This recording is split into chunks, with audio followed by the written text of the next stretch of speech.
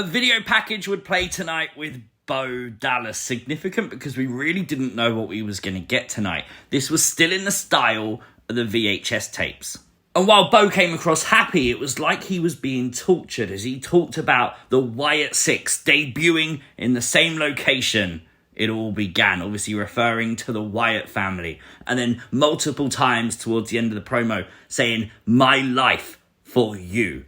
Obviously, Bo was watching the old television set and he was watching like what we would see, basically, like an old QR code from Nightbird.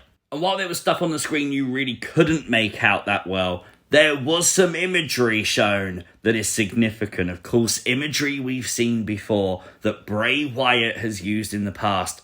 Most notably, the stuff that we saw in the final ever episode of the Firefly Funhouse, through the door.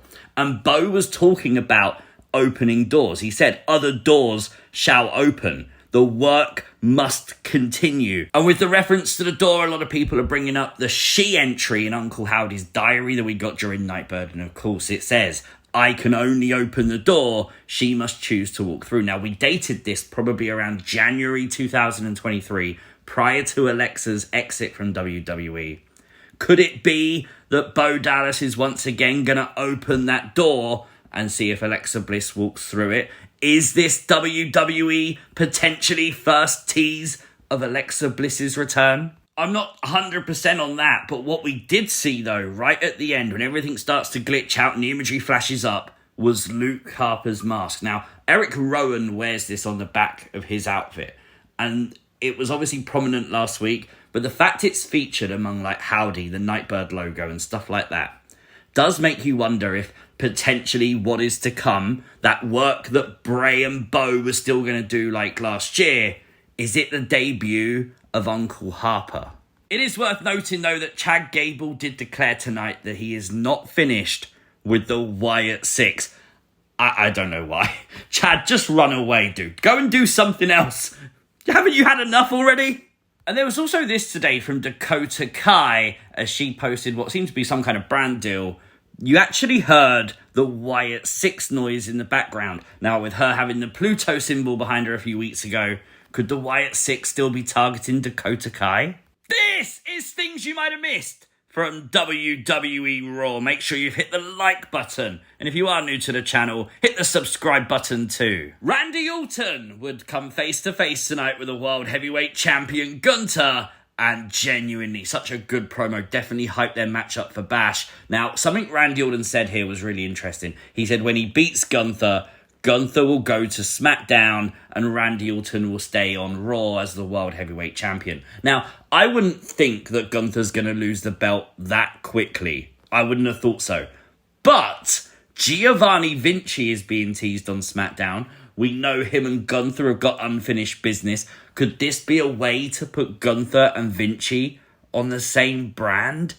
Maybe. I'm still not sure. I don't think Gunther's going to lose, but it's something to consider. Drew McIntyre would come out. He's upset that Randy is getting a shot at the belt, but Gunther would make the mistake and turn his back on the Viper and suffer an RKO. And then out of nowhere, CM Punk would attack Drew McIntyre. The brawl was on. Slight reunion between Punk and Randy Orton, but then Drew would take the belt off. Punk would get it from Drew and start whipping him. Are we potentially setting up some kind of strap match between Punk and Drew McIntyre? R-Truth, you really did fuck up tonight, mate. I'm sorry, but you did. Put it as bluntly as possible as he got Miz a match with Bronson Reed. Oh no. They even put up Miz's career by numbers, making us all think that the Miz's end was coming. We didn't get to see that. Instead, we got to see Mark and Jacob Henry in the crowd. Mark Henry returns to WWE TV, kinda. Great to see him, as he would get to see Bronson versus The Miz, and Bronson Reed with one tsunami would beat The Miz. And then R-Truth would get in the way. Crossbody to him, followed by multiple tsunamis from multiple different corners of the ring.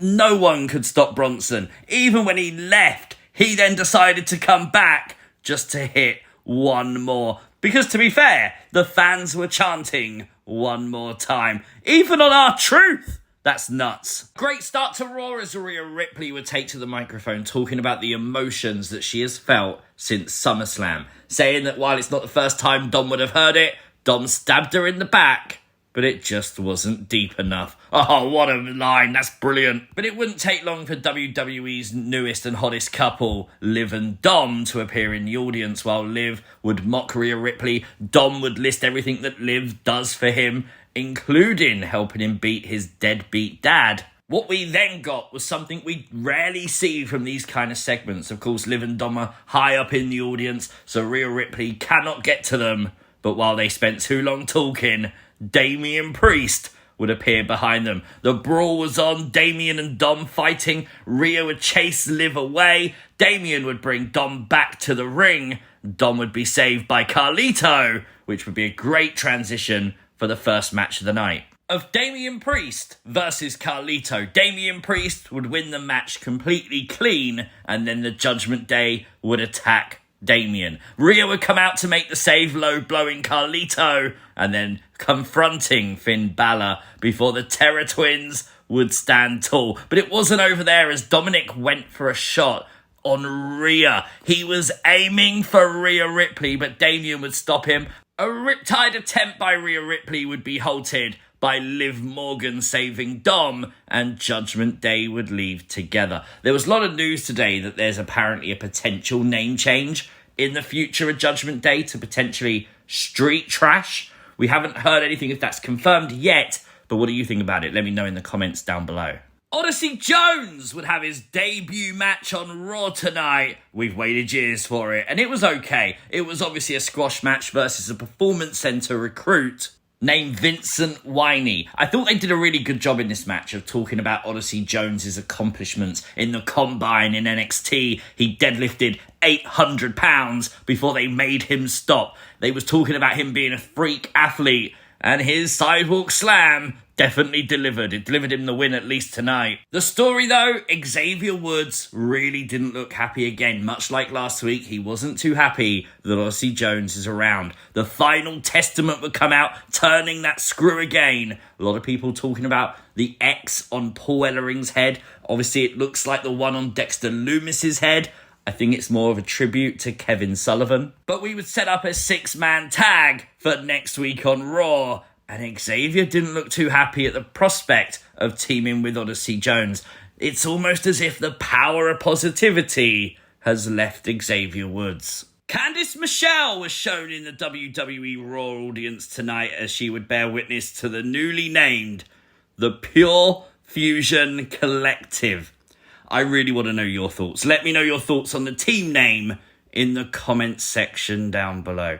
I'm not too sold on it yet, but they would be a misplaced kick by Zoe Stark on the women's tag team champions, meaning that Isla Dawn would get involved as we set up for next week for a triple threat women's tag team title match. That should be fun. American Made would take on Alpha Academy tonight in a Texas Tornado tag match. This was really fun. What a really good match. Genuinely, such a good match between both teams. Really enjoyed this. Ivy Nile would come out turning on Maxine Dupree and obviously laying her out on the announce table. Ivy Nile undoubtedly has one of the best dragon sleepers in wrestling. Absolutely great. Maxine sold it really well. The distraction would be enough for American Made to pick up the win. No Wyatt Sicks attack, but could we be setting up the future of Ivy versus Nikki maybe?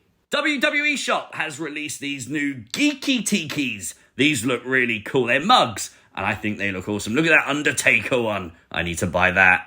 Absolutely love this. This is what I wanted when Pete Dunne sort of did a promo on NXT. Pete Dunne saying that he's angry at Sheamus. He's angry Sheamus named him Butch. Later on in the night, Sheamus would go to respond. Ludwig Kaiser would say that he's not finished with Sheamus, but before anything could happen, Pete Dunne would attack Sheamus. Ludwig Kaiser would back off. Pete Dunne would hit Sheamus in the hand with a shillelagh, and then Pete Dunne would stand tall. We're going to get this match next week, so that should be pretty cool. The breaking news from towards the end of Raw, the mixed tag match we thought could happen, it's going to happen at Bash in Berlin as Damian and Rhea, the Terror Twins, take on Liv and Dirty Dom. That is going to be good.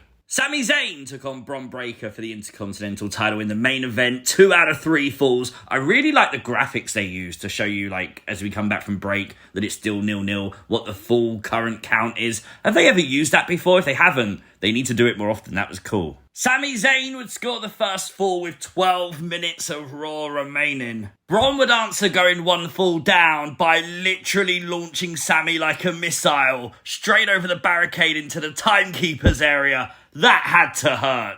Bron Breakker would equalise with a double spear with 6 minutes to go of Raw. It would be a giant spear out of midair for Bron Breakker to pick up the 3rd fall, and Raw would finish with Bron Breakker victorious. Love that match. Love this Raw. Genuinely fun show. For me, solid 8.5 out of 10. Let me know your thoughts in the comments section down below. If you are new to the channel, hit the subscribe button. We're back tomorrow for NXT. Turn on notifications, like the video, share the video, and I'll catch you as always next time. Peace!